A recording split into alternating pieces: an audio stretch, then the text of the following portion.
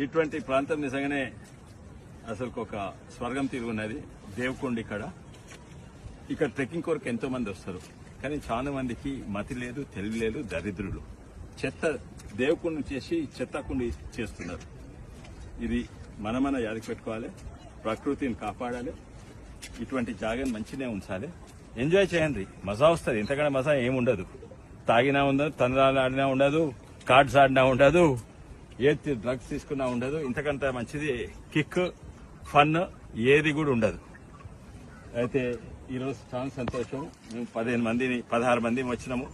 18 మంది వచ్చినాము మన తెలంగాణ నుంచి.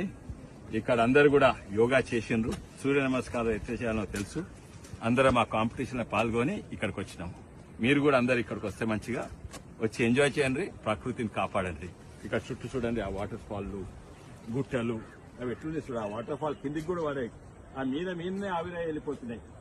ఆ నీళ్లు కిందికి భూమి వరకు కూడా పడుతున్నాయి. ఆ వాటర్ ఫాల్ చూపెట్టు, అది ఆ నీళ్లు కింది వరకు కూడా పడుతున్నాయి, గాలితో ఎగిపోతున్నాయి.